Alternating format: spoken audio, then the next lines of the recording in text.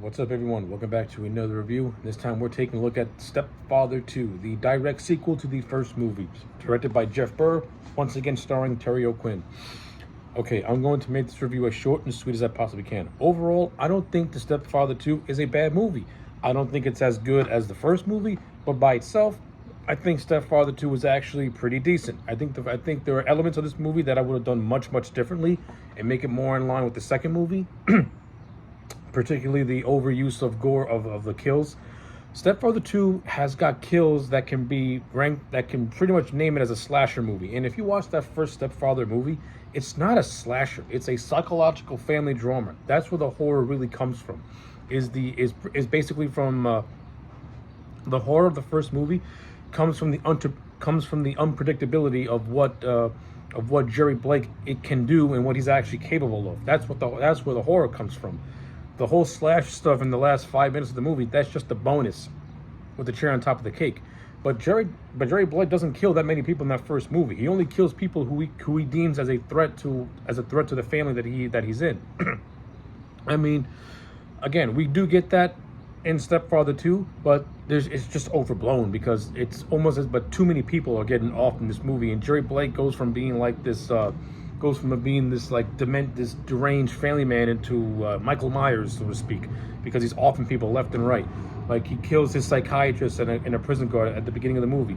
Now, mind you, I actually think the first 10 minutes of this movie are actually pretty decent, with Blake, with Jerry Blake having a psychiatrist. We get a little insight into Jerry Blake, into his mind, without it fully being spoiled with us. But I also like how Jerry is able to use that manipulative nature of his and pretty much think that the psychiatrist is getting through to him when he really doesn't. He just lets the psychiatrist bring his guard down enough just for him to kill the guard, and then make his grand escape. And that's where the movie really begins, with Jerry once meeting Jerry now going under the name of Gene. Jerry has a new identity as the name of Gene Clifford, where he meets this woman named Carol, played by Meg Foster, who also has a son. She just recently got divorced a year prior to the event of the movie by some guy named Phil. I actually like how this movie handles this. I think this is actually the best part of the movie is we get to see Gene develop a relationship from start to finish with his soon-to-be bride. And now in the first movie, it was cool how the child was distant from Gene, but then grew attached to him a little bit. In this one, I like the fact that Gene forms a bond with Todd, Carol's son. So that way, when we get to the final climax, it's a little bit more heartbreaking on Todd's end, when he finds out that this man that he was growing to love and was going to accept as his stepfather has just completely snapped. Now, if this movie was written like the first one, we would have gotten a scene of that. We would have gotten that scene of Todd, feeling the heartbreak of having to stop a man that he was growing attached to. Now, since this movie was not written by Westlake, the man who wrote the first movie, is written by someone else, we don't really get that. We don't really get that emotional impact as I would like to have seen. But I like the setup and I like the idea. It's different from how it was handled in the first movie. Like, from this one, right off the bat, Gene and Todd form a bond and a relationship, and Todd actually likes Gene, and same with Gene to Todd. I like it. It's a new dynamic. So I'm good with that. The character of Caroline, played by Meg Foster, I thought she was fine too. I liked her a little bit better than Sally Heck. I think Terry O'Quinn had a very good chemistry with Meg Foster, and I buy the budding romance. Like, at the same time, we're scared with Carol because she's going with a psychopath. But again, just like in that first movie, Terry O'Quinn's charismatic performance as the stepfather is just so engaging that you forget that this man's crazy half the time because the performance is so good. If I could compare, now after watching the first two Stepfather movies and seeing Terry O'Quinn's performance, if I can give it any comparison, it's going to be Kathy Bates in Misery as Annie Wilkes. Because the way O'Quinn is able to turn on the charismatic charm of this likable family man and then into full-blown Looney Tunes is just it's something to see. It's not done in an over-the-top way. It's done in a very natural way, and O'Quinn does a really good job of not going too full-blown with it. I do think it goes a little off the rails in the third act. In the third act, when the wedding's happening, and then Gene goes on the attack. But it more or less is kind of a less interesting climax than how it was in the first movie. That's the third act for me. I think that the third act chase is considerably weaker in this one than it was in the first. So yeah, that's my thoughts on that. But everything else in this movie, again, I enjoyed it. I like Caroline Williams, who played the best friend, who plays the best friend of Carol. Caroline Williams, I think Caroline Williams as Maddie did a decent job in this movie as well. I like how she's immediately onto Jean and she does her own investigation. And she's actually the one who uncovers the truth that Jean is that Jean is using a fake name as an alias. Of course, this ultimately leads to her death, where Jean fakes a hanging. And again, a little too over the top for the Stepfather movies. And of course, even the way he offs Todd's real father, Phil, that's a little too grandiose and a little too over the top for something that should be more grounded in realism. This is where the movie does go into over the top land and almost into a pure slasher. And yeah, again, I'm okay with the elements of a slasher being here, but I don't like the movie going full-blown slasher because it kind of takes away the appeal. It takes away the drama that made that first movie so damn good.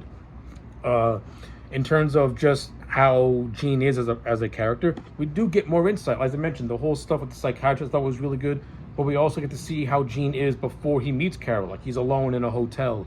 He's by himself. He's somebody who yearns for the American dream. We see him looking at a dating video and just rejecting every single person because they don't fit what he sees the true American family to be. Like, I like all this stuff. We get insight into his character by him saying very, very little. A nice mimic to how we first see how we first see Jerry Blake in that first movie, in the opening minutes. Like, it's the little of what he said, the little he says, the more we get out of it. And I like it. I also like the idea of him being a psychiatrist. It's kind of like a little thing since he killed a psychiatrist in the first movie, so I kind of like that. But he also uses this ruse to court Carol. So I like it. It's good stuff. Like, yeah, I don't really have a whole lot bad to say in terms of like how certain characters are handled. Like, some are better than most. And like I said, I don't really care for this movie going full-blown slasher and the Stepfather having a higher body count than what he really should. Like, him killing 3 people in that first movie, it worked for that movie. I don't count him killing the family before he meets his current wife in that first movie, mainly because they're already dead at the beginning of the movie. I don't really count that as a body count. I count everything afterwards, when he's in full-blown Jerry Blake guys, where he kills a psychiatrist, then he kills the brother, and then he kills another person that I can't remember who it was in that first movie. But you get what I mean. And this one, again, he kills the psychiatrist, he kills the guard, he kills Todd's real dad, he kills Maddie. Like, he's killing everyone in this movie. He's a full-blown killer. That's where it goes. That's where the scares kind of dissipate a little bit, because now, instead of focusing more on psychological stuff, you're going more into full-blown horror and full-blown slasher. But I'll say this, in terms of the directing wise, I think Jeff Bird did a okay job. Like, Jeff Bird did the Texas Chainsaw Massacre 3. That's not the world's greatest chainsaw movie, but I found it to be very entertaining, and I found his directing here to be adequate at best. Like, Jeff Bird won't go down as a master of suspense, because he's not. But the movie's competently made, it looks good, and it looks fine, and you do get an entertaining movie out of the ordeal. Even though I think it's considerably weaker than the first, I still thought The Stepfather 2 was an overall fun movie, an overall decent movie, which is why I'm going to give it a 6.5 out of 10. It's not on the same level as that first movie, but it does have a lot of good things in it where I can say, yeah, check it out, give it a watch. It's a nice continuation of the Jerry Blake character, and seeing what he does, seeing where he goes and does next. And I also like the ending of Todd, supposedly killing Jerry Blake, killing Jean as well. That was cool too. So yeah, 6.5 out of 10 for Stepfather 2. Let me know your thoughts in the comment section down below. Like the video and subscribe, and I'll check you back next time for more.